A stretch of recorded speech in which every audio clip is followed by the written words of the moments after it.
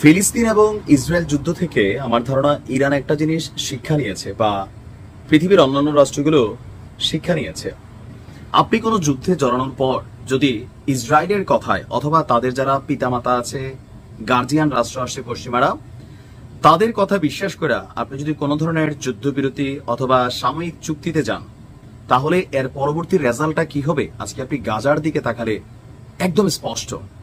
কত রকমের চুক্তি হইলো কাতারের মাধ্যমে, মিশরের মাধ্যমে, রাশিয়ার মাধ্যমে, কিন্তু ফাইনালি আজকে এসে কোথায় দাঁড়াইছে আমাদের এই উপত্যকা নমুনা? ইরান এই জিনিসটা বোঝে, ইরান কিন্তু আসলেই বোঝে। তো ইরানের জন্য আরো একটা খারাপ সংবাদ হচ্ছে, আমি জানি না যে এই যুদ্ধতে এই মুহূর্তে ইরান কি পিছনে হটবে নাকি যুদ্ধ চালিয়ে যাবে, তবে ইরানের সশস্ত্র বাহিনীর প্রধান তিনি নিশ্চিত করেছেন ইরান লড়াই চালিয়ে যাবে। তবে যেহেতু ইরান এই এক পায়ে দাঁড়িয়ে আছে, এবং কি আজকে রাতেও আপনারা জানেন কি পরিমাণ ক্ষেপণাস্ত্র পাঠিয়েছিল, ভাগ্য ভালো সবগুলা পরে নাই জায়গা মতো।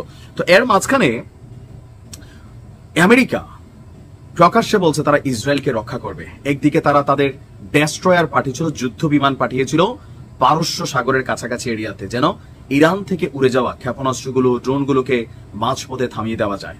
তবে এখন পরিস্থিতি যেদিকে যাচ্ছে না, যে কোনো মুহূর্তে আমেরিকা নিজেই তাদের যুদ্ধ বিমান দিয়া ইরানে অভিযান চালাইতে পারে। দর্শক, বিশ্বের অন্যতম বৃহৎ রণতরী এবং যুদ্ধ বিমানবাহী জাহাজ মার্কিন যুক্তরাষ্ট্রের এয়ারক্রাফট ক্যারিয়ার রণতরী ইউএসএস নিমিটজ, জাহাজটার নাম ইউএসএস নিমিটজ, বর্তমানে মধ্যপ্রাচ্যের পথে রওনা হয়ে গেছে। আন্তর্জাতিক জাহাজ চলাচল ট্র্যাকিং সংস্থা মেরিন ট্রাফিক এক বিবৃতিতে এই তথ্য জানিয়েছে।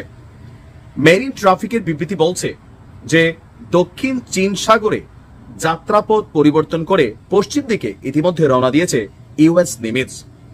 দুপুর 1:45 এই রণতরীটি মালাক্কা প্রণালীতে অবস্থান করছিল। বর্তমানে মালাক্কা প্রণালী পেরিয়ে ভারত মহাসাগরে চলে এসেছে ইউএসএস নিমিটজ। আর আপনারা সকলেই জানেন লোহিত সাগর, আরব সাগর এবং পারস্য উপসাগর মধ্যপ্রাচ্য অঞ্চলের প্রধান তিনটি সাগর উপসাগর ভারত মহাসাগরের কাছাকাছি অবস্থিত। সাগর পথে দক্ষিণ চীন সাগর থেকে মধ্যপ্রাচ্যে যেতে হলে ভারত মহাসাগর হয়ে যেতে হয়। এক বিবৃতিতে মেরিন ট্রাফিক বলছিল যে আপনার আগামী সপ্তাহে ভিয়েতনামের উপকূলীয় শহর দানাং সিটিতে পৌঁছার কথা ছিল এই এয়ারক্রাফট ক্যারিয়ার আপনার এই রণতরীর, কিন্তু হঠাৎ করেই আপনার দিক পরিবর্তন করে মধ্যপ্রাচ্যের দিকে রওনা দিয়েছে।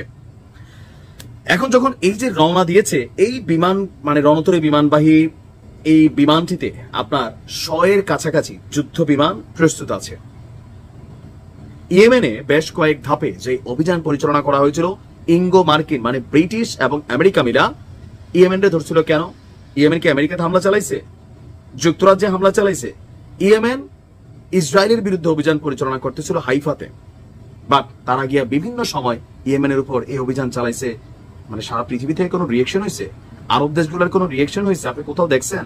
না ভাই, হয় নাই।